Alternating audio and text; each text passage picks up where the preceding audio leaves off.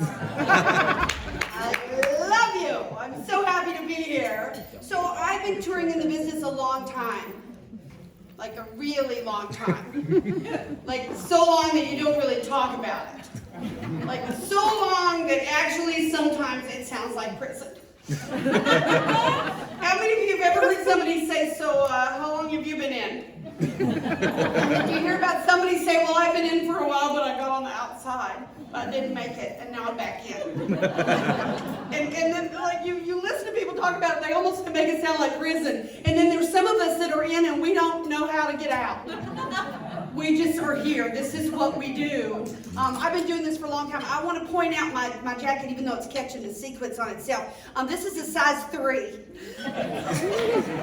I am not lying. It's from Chico's. I love to shop at Chico's, where I am a size 3. And I've always wanted to be thin, and I just don't have the appetite for it. and so, like, I was at this motivational speakers thing one time, and they were talking about, like, you say what you want to say, and then you speak your affirmation and you affirm it. And I was like, oh my God, I love that. So I would like to affirm something tonight, y'all. Ready?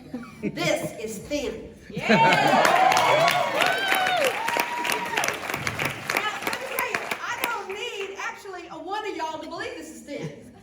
I just need one man. and I actually found him, Mr. Rudnick. And he loves me by the ounce. Quick, really funny story. I was calling in from the road one time, and I've actually been losing some weight. And I said to him, baby, I lost 3 more pounds. And he goes, oh, I'm going to miss him. Well, that made me hungry. I fixed it before I got home. Now, let me tell you something. I'm going to try and do some comedy tonight. And if you have a laugh and you hold it in, it will give you gas. So, you just got to let it go. How many of we need to laugh? Yes. We need to laugh. I mean, like, please let us laugh. Let's get together and laugh again. So, one of the things we've had to do in these last couple of years is learn how to live with bad. And I'm just going to tell you, in the words of Rosanna Dana from Saturday Night Live, it's always something, y'all. Like, the Russians are lined up on the border. So, like, as soon as they announce that the pandemic is over, it's probably what's coming next. We already know they're on Facebook. And lying. Like him, if you had made friends with a Russian and didn't even know it. They were so pretty. And you're like, okay, just for a little bit. But I mean, here's the deal. It's like, you are going to have to live with that. Sorry. And so I was raised Lutheran. We're the drinking Christians. Yeah. So I didn't learn that yin and yang thing. But the yin and the yang is harmony. Like at the end of every day, there's darkness. And at the end of every night, there is a dawn.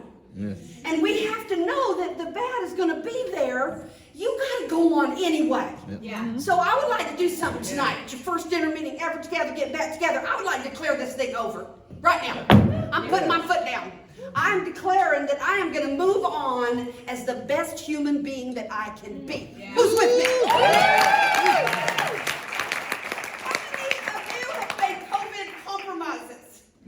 COVID compromises. With yourself. Oh, yeah. Like, there are things that you used to always do that you don't do anymore. Because I'm going to admit, I have not shaved my legs in 2 years. Like, I now have fur. Okay? So, and I will say that Doug likes it. But first of all, I went to go get a pedicure. I was like, oh, I win. I was like, you're just going to have to deal with the fur, okay? And here's the deal. It's like we compromised who we were. How many of you, like, I am sick and tired of getting on an airplane and giving them the finger to tell them what drink I want. You know what I'm saying? They say, just don't talk to us. Just say 1, 2, or 3. I gave them a different finger and said, margarita. It's like everything seems to be diminished. Well, I think it's time to come back. Okay? Now, when I say something that you think is truth, I want you to give me a booyah. Booyah. Booyah. That was the truth, wasn't it, y'all? So I'm going to give you a booyah. You give me one back. You ready? Booyah. Booyah. There you go. So it's time to turn it up. Oh, it says, I am a delusional optimist. I am going to emphasize the good. And I believe in the butterfly effect. I got my butterflies up here. And I think that the idea that we can change our atmosphere, that just the shift of the wind from the wing of a butterfly can start momentum, like the shift of the atmosphere in the February dinner meeting could shift the atmosphere and make a positive change in your world. Do you believe in that? Can I have a booyah? Booyah! And so I brought my butterflies. I believe that what we need today is we need love and resilience.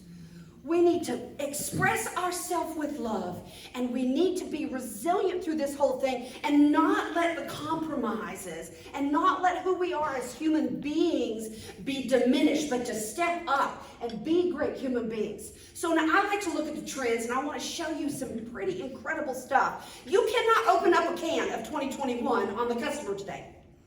You have to look at what's going on in 2022. Can I have a booyah? Booyah! So there's a couple of trend spots that I like to go to. One of them is trend watching. If you're not following them, you should.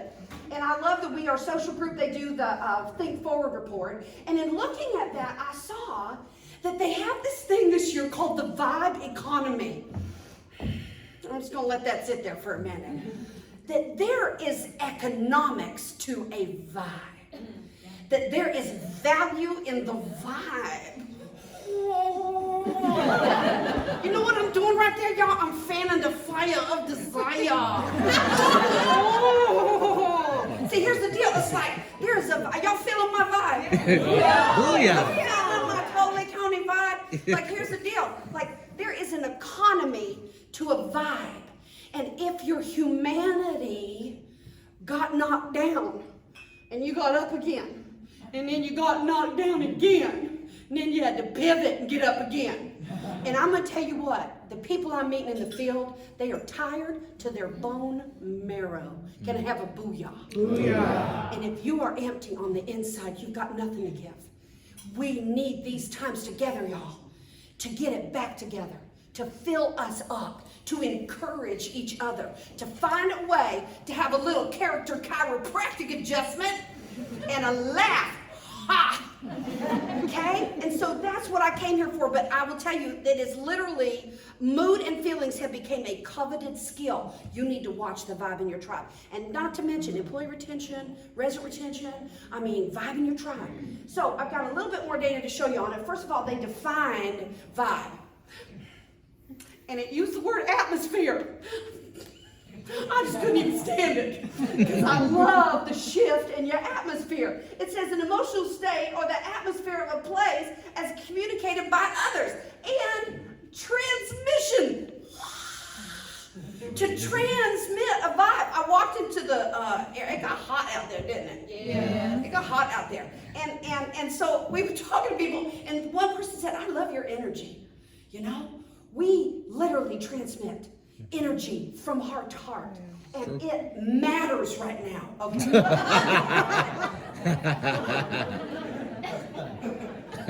see, here's the problem. People want a cookie and a pay raise. They want to know, ask not what you can do for your company, ask what your company can do for you. And people are looking for the easy button in our culture. And when it's hard, they're upset. They'll come to you and say, this is hard. Oh, I'm sorry.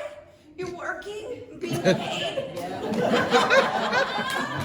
Oh, and you have to take time to learn that. Oh. Like, people want to be paid a bonus for showing up on time every day. You've already been paid for that. People looking for the easy button. Like, is it easy? It is not easy. Turn to somebody and go, it's not easy. Nothing is easy anymore. It's like, it's just not easy. And if your expectation is easy, you're in trouble. You're going to be constantly disappointed. Here's a real easy way to get happy. Change your expectation. Can I have a booyah? Booyah! Here's my booyah. Okay? So I love this man. She is so incredible. She did TED Talk. I found her on TED Talk. I'm doing an ebook for you guys that you can get. I'll send it to you tomorrow with links to everything that I'm sharing tonight. She said your relationship with yourself is the foundation of every relationship.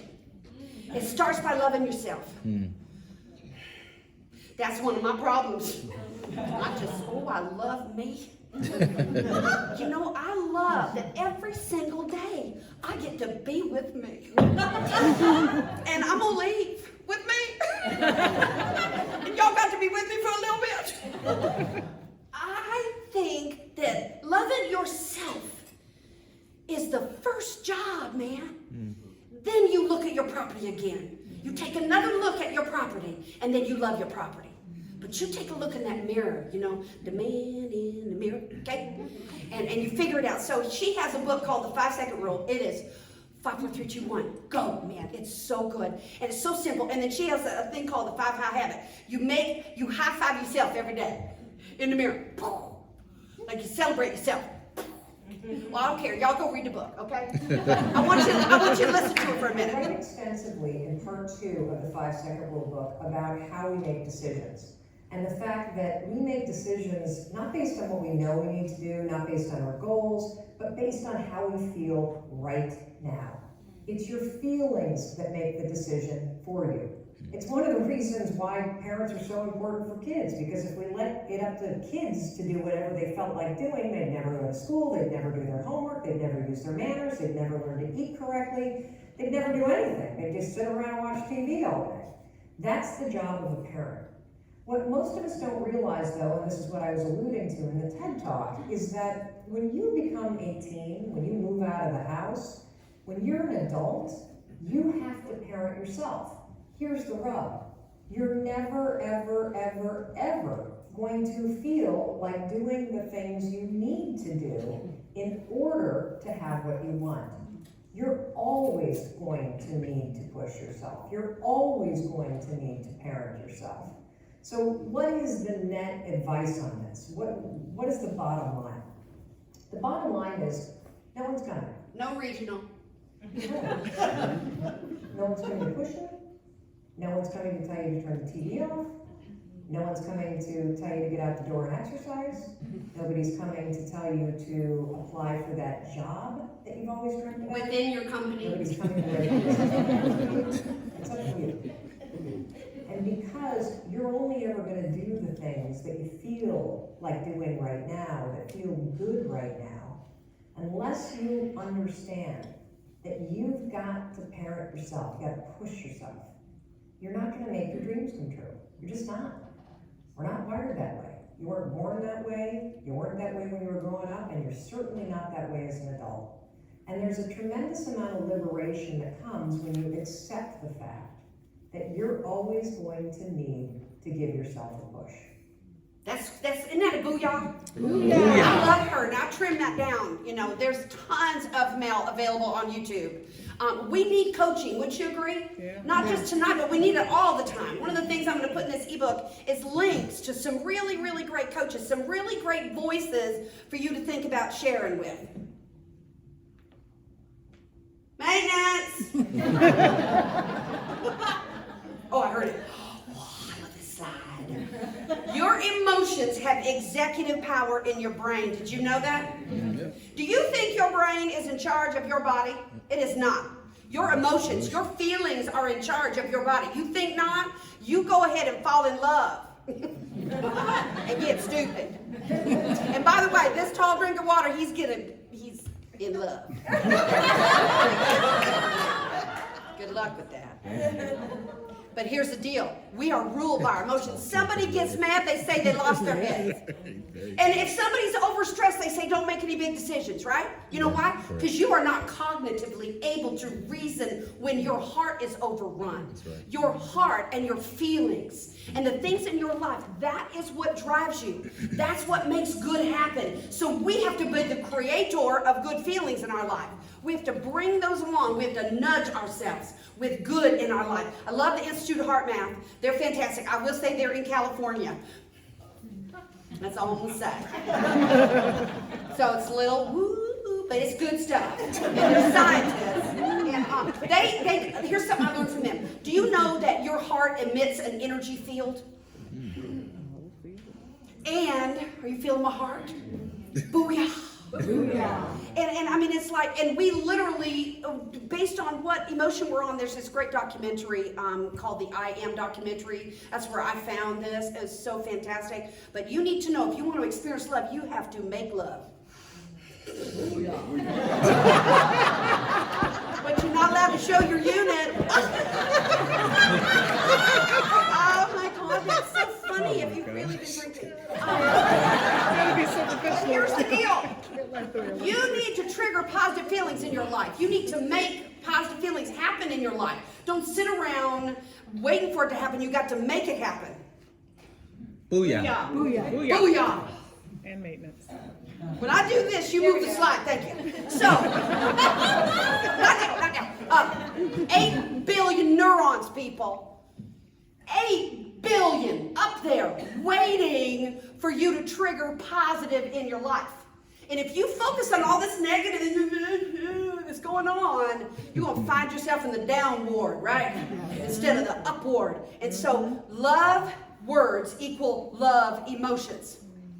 When you say things in love, it triggers that positive emotion in you. Words are our choice, aren't they? Yes. We can choose our words. I know that there is no one in this room that has ever nicknamed a resident.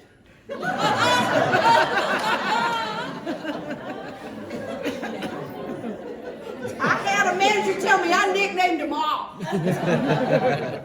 And you know, we can sit in this room and laugh about it, but when you say something negative about a human being, you don't use their name in respect, you diminish your feelings about them.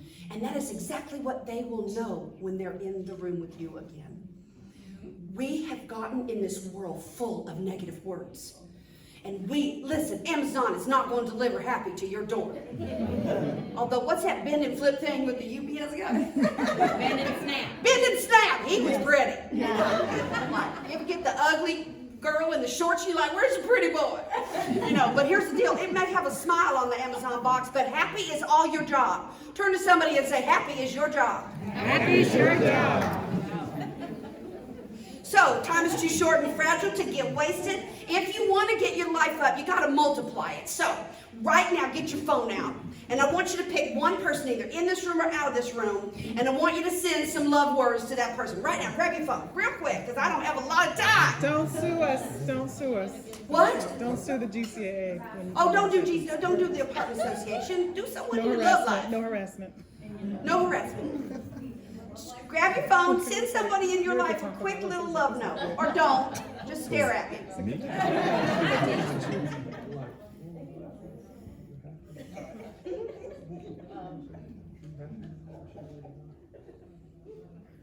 It's all good. I had this manager, though, up in Connecticut about 3 weeks ago. All of a sudden, she burst out laughing. I said, what? She said, yeah, my husband just asked me if I've been drinking. Here's the deal. Oh, wait.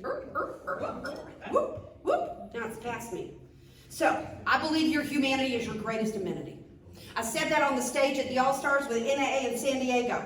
I've decided to quote myself now. That's pretty good. That's pretty good, isn't it? And it rolls off the tongue. My humanity is my greatest amenity. Is it the truth? Can I have a booyah? Booyah. Who we are as people, as human beings, how we treat each other. That's the secret sauce in 2022. It's what we need in this time when there's so much negative surrounding us, to find it within ourselves, to hashtag adulting, to pull ourselves up and to move on towards positive. I believe that we should add human experience to every communication we have. So I created a couple, well, first I want to show you some Jay Turner. This is an industry research firm that looks at millions of apartments across the country, interviews residents, and that what they said, the most important to you when selecting an apartment to rent, look at that the staff cares. That doesn't say that the staff was responsive, that the staff spoke back to me. It says they cared. What's love got to do? It's got everything. I have data on my side, y'all, okay? So if a heart comes in and it's frustrated, they've proven at the heart math it can be measured in their EKG. But when you shift, when shift happens to positive, when a person comes into your vibe and you show appreciation and you show simple kindness to them, you have changed their heart rhythm. You have literally physiologically changed them. Oh my Lord. Isn't that fantastic? Yes. People coming in our world when people are coming in to rent an apartment, is moving a happy time? No. it rates just below a death in the family and the stress it causes in people's lives. That's the truth, y'all. They come in our office frustrated. You need to know how to unpack the bomb. You need to know how to unpack people's emotions and how to connect with them. And I will tell you, human kindness goes a long, long way. So I have an affirmation on my amazing tour. I am amazing. To me, the zing is human connection. More than anything today, more than anything tonight, I want to feel connected to y'all. I want you to feel my heart. I want you to know that I'm being sincere and honest with you and that you feel that, because that resonates with people. I call it zing, okay? Because it don't mean a thing if it ain't got that zing. Zing, baby. On my big bus, it says amazing, and that's what the zing means. And so zing, I am amazing. The people in my life are seen, heard, and valued. Wow. Right? If we just took that affirmation and left here and made sure the people that came in our ward were seen, heard, and valued, oh, you're going to be, and it's got value. There's an economics to it, okay? It will deliver the right thing to your property. You need to set your heart. Okay, so your face is worth 1,000,000 words, and it's worth heart. But you need to have a good picture of your face. Like, I was doing this when I first started beta testing it, and the manager went and got pictures of these 2 leasing agents and sent them to me. And oh, Jerome was like, hi. I was like, oh, Jerome. And then here was Michelle. And I called the manager and I said, what is wrong with Michelle? She said, I grabbed her, put her in a chair and said, I'm gonna get your picture. I said, well, you need to give her a hug and tell her you're sorry. When you take this picture, you need to think compassion. You need to resonate compassion. I said, nobody's going to want to meet Michelle with that face. You know what we've been doing? Every time we send out an email, we send our face with it. And it connects with people. And so what does the e-signature look like this year? Elevate the e-signature. Maybe do everybody. Have the whole team. I'm going to show you one of my fun ones. So I call that face forward marketing. I made that up, by the way. Face forward marketing. You know what else I made up years ago? Mini model. That was me. You're welcome. Yeah, I made that up. I've actually been designated as the mother of mini models. And so we did a historical review and found it was me. So I'm constantly pouring new stuff in you, but face forward marketing is one of my new things. So I love this little website. It's the cutest little couple, April and Mark, that own it, and they will make a sticker of your face.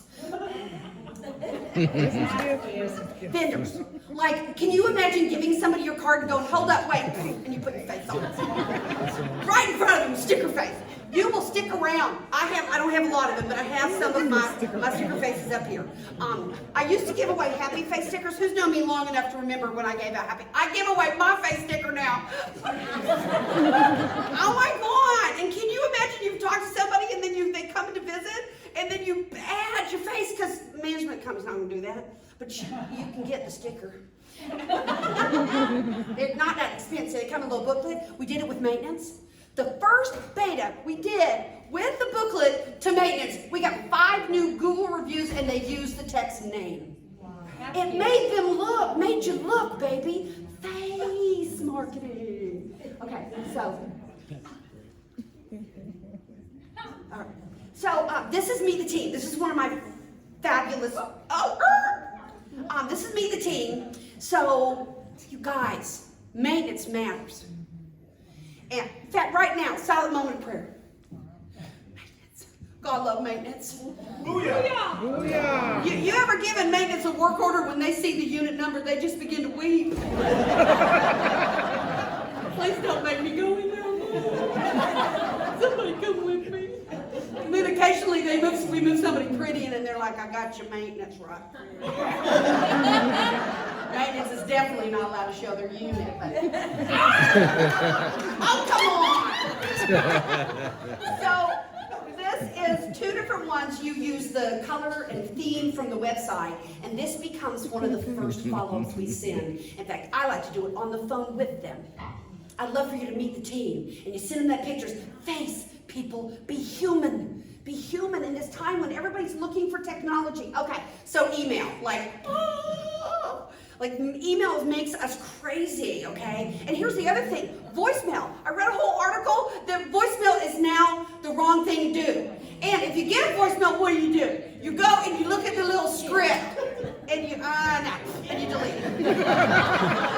So email is not effective, and voicemail is not effective, but how about voice email? You're welcome. So one great way for you to show up in a really powerful way is to use voice memo on your phone. You all have voice memo on your phone. And so you can literally record these quick voice memos, and it carries your passion and your voice and your enthusiasm and your fire for desire. And so you can do follow-ups, you can do apartment tours, you can do thank you for paying your rent on time. There's so many, and maintenance could have little lessons when they turn in a work order that says, here's a couple things to avoid doing that again. And so many ways, but use voice. So over there is my little podcast graphic that I built. So when I'm talking to people about my tour, I send it with the podcast. People don't read anymore, y'all. Booyah! How many of y'all have written an email and then didn't even want to read it yourself? Like you're about to send it and you need to read it. You're like, I don't even want to read it. You know, regionals. Stop it with the emails. We're not reading them. Just tell us. Use your voice, people. Use your voice. Oh, does that baby look like it's about to drop an F-bomb? Somebody asked me one time, who wrote that? I said, I did. You can only pour what you're full of. You know? You got to make a decision. Make it today that you are going to fill your life with love. And you're going to experience love because you're going to make love happen in your life. You're going to choose love. You're going to choose to be loving, and you're going to make things happen. I built my own laughter in. Just in case. I just was making sure. Okay. I love the brain. I think the brain is amazing. I love all the science of the brain. There's so many. You have like a free pharmacy in your brain. Free pharmacy. And you just have to trigger those happy hormones. But you got to make it a habit. Don't just leave here with this message and say, oh, we're going to do something. I want you to pick at least 4 cultural shifts in your property. At least 4, okay? And I'm going to give you a sample of 4. How about happy? That's just basic. How about grateful? Oh, man, grateful heart, right? How about agreeable and cooperative? If you went back and you established this as your office, you would attract people like that, wouldn't you? And so you got to be the resident that you want to rent to in the future. You got to make that cultural change and make it a habit in your office. So here's a couple of fun ideas for you. What if every month you Googled fun things to do in Charlotte or whatever your city is, and you picked one really great positive thing that you could share in every conversation with a resident? What if maintenance had it, and techs had it, and everybody had it, and every time residents talk to you, we would say to you, by the way, or hold up, before you leave, let me tell you some cool thing that's going on in the market, or did you know this new restaurant opened and we got a coupon for them, or always have something positive to say, intentionally. Make it intentionally. Create a plan that your team is always going to, can I have a booyah? It's good, y'all, right? Booyah. It's on the nose. Okay, and I want to leave you with an idea for maintenance. All we ever do with maintenance is show them what's wrong. Great maintenance is invisible. Everything's working. But I'm going to say, when you leave here, I want you to show some appreciation for maintenance. So I have this form that I just created. It's called a pause for applause. Instead of a service request, it's a service recognition. And once a week at least, I want you to take time to write up a recognition for the job that was done by your technicians. And if you'll send me your email with your logo, I will customize it with your company and send it back to you so you can send this to the people in the field. Y'all, Booyah. it's up to us. If it is to be, it is up to me. If my world is going to change, I've got to fan the fire of desire. I got to make it happen. Now, I might not look like a triathlete to you. Well, you laughed too loud on that one. So that says I am a 3-time triathlete. Is there anybody in this room that believes that? 33 laps. Okay, what if I said I am a 2-time triathlete? So y'all said you follow me on Facebook. Who said they follow me on Facebook? Listen, you know what? I lovingly refer to my backside as my Jesus side. Because I love the Lord for a lot of reasons, but I'm especially grateful He put that behind me. Because I think it'd be awfully sad if my butt was in front, right? I mean, can you imagine like sitting down to order lunch and you'd be like, "Oh, anything?" And so it's behind me. I love that. I call it my Jesus side because me and Jesus went all the way. I am a 2-time triathlete. The first one I did at 213, the last one I did at 244 pounds, and I love it because my number was 44. I was like, me and all of this gonna do all of that.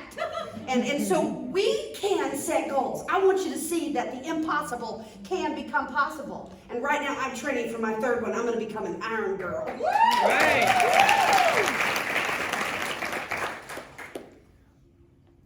So the last one that I did, 9 days before the race, I wound up with diverticulitis. And I don't know if you know what diverticulitis is, but I can describe it with one word: ow. It hurts real bad, and you have to go on to a liquid diet and then pudding. And 9 days before a race, anybody who is an athlete knows that's very critical to prepare your body because you're going to demand from your muscles a lot and more than normal, and you have to prepare your muscles. And I was all of a sudden on a heavy antibiotic, and I was on a liquid diet, and I went to Houston to see some of my girlfriends, and everybody in the room said, "It's okay, Toni, you don't have to do the race."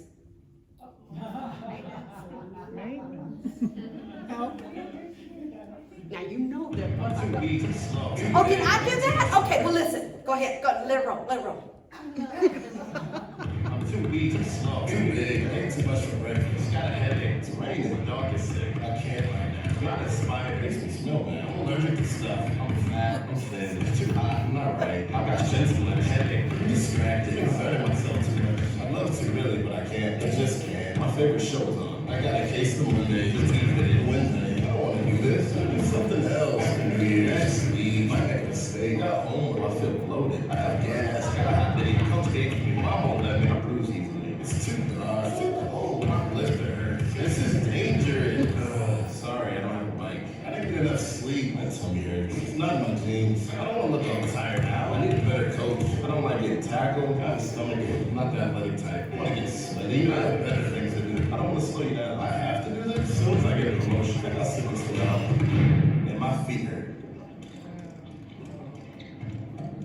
Isn't that awesome, you guys? Like, what are we capable of? Like, what are you leaving on the table? Well, I'll tell you what I left on the table. I could not work out, but I put everything I needed for that race out on the table. All my friends said, you know, and I had told people in every city, in every state, in every town, I am a 2-time triathlete. I had swam that water, and when I swim, I have an affirmation. I say, the water holds me high and strong. I can do this all day long. And then I say, I am a 2-time triathlete. And I had said that 1,000 times, lap after lap. There was no way I was going to quit before I started. But I'm going to tell you something, y'all. There are so many excuses in this world. And you either have an excuse or what you want. And that's simple. You have to choose. So I want you to go on an excuse hunt. I want you to find where maybe you have had an excuse for something that you're not doing. Okay, go back one, please. Okay, so here I am in the water. Which water? Almost like my superpower. Are you kidding? Fat slopes. And so, like, I love the swim leg, and I learned this last time that you can get a relay team, and everybody gets a medal because I want a medal.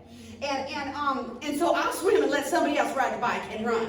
I don't run anyway. I do this thing I call my determination walk, you know. But there I am in the water. That's me with the Peter Pan stance. You know, you do that to get power. And so I was waiting, and I had to swim out to that buoy, and then I had to swim over to that buoy, and then I had to come back in, half-mile swim, and I did it. And when I finished that, I went and I got on the bike. Now, I live in Colorado, so it was really mountainous and very hard. Now, I practiced going on a bike in a workout place 12 miles an hour. And I knew what it felt like at that pace to go 12 miles an hour. And my goal was to go 12 miles an hour and then finish this 12 miles an hour. And I looked down and I was going 6. And I looked down, I was going 3, and I looked down, and I almost couldn't steady the bike, and my feet were in these stirrups, and I remember saying to myself, I'm not taking my foot out of that stirrup. I am not putting my foot down. It doesn't matter how slow I go, I am gonna go. And I just pushed on. And so my husband was waiting at the transition area, and pretty much everybody had come back. And I was still out there. And he thought that maybe I didn't make it. And he got on his bike and he came looking for me. And when he rounded the very first transition corner that was right into the finish line, there I was. And by the time he got to me, there were tears running down his face. And he said, "You are still riding." I said, "I did not put my foot down." And he said, "It's right here, baby, come on." And so he went with me, and we went and we got finished the bike, and yay! Now I got to do a 5K.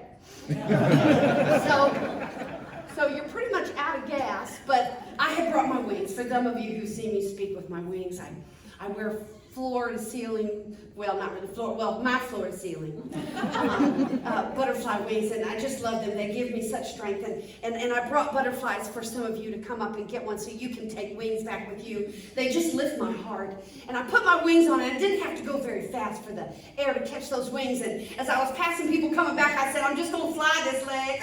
And they applauded, and off I went, and Doug went with me because there was pretty much almost nobody on the course, and so this is a really amazing moment. I had the lake in front of me, and you see Jesus there, and so I'm looking at that lake, and I can see I've got to get to that lake, and I've got to get around that lake, and there's a little bit of a hill. Doug had stopped for some water, but I had my water in my hand, and I love butterflies, and sometimes God just will send me one right when I need it. And there were these big open fields, and I looked to the left and all over the place to find just one little flap of a wing, a butterfly. There was no butterflies. And then I looked to the right, and this is a very special moment. You get the picture? and I looked to the left, and there was no butterflies. And I looked down, and when I did, I saw the shadow of my own wings in the dirt. And inside my spirit, I heard, "You are your butterfly, Toni Blake." And I got lit up. I got the fire of the fire, and I made it to the finish line. And let me tell you something. The words in your brain, like to say to yourself, even if you don't say it out loud, "I got this. I can make it. I can do this." Doug went ahead of me, and he told him I was coming. And can you just start the video? Okay. So here's the finish line, and somebody had parked their car right in the middle. Because like so many people are already done. I'm going to be there in a minute. Hold on. I'm coming. Yeah, around the car. Okay. So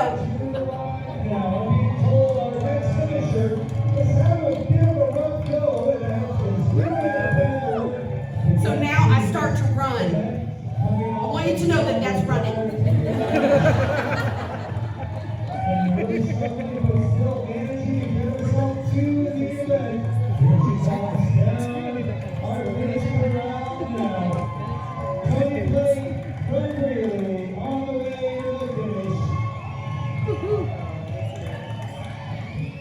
Nice work.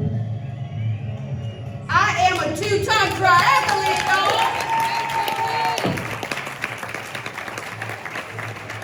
I wanted that medal so bad.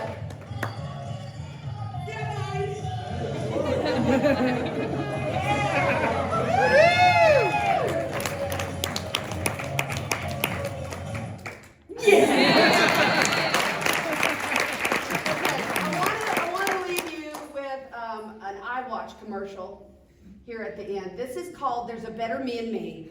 And the guy gets an iWatch, and he decides to be just a little bit better. And he keeps running into his future self. Go.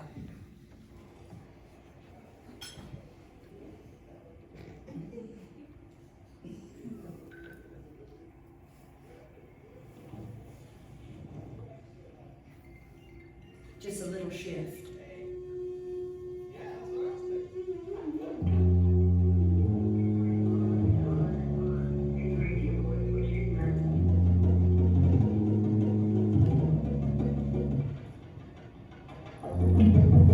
Try and keep up, gentlemen.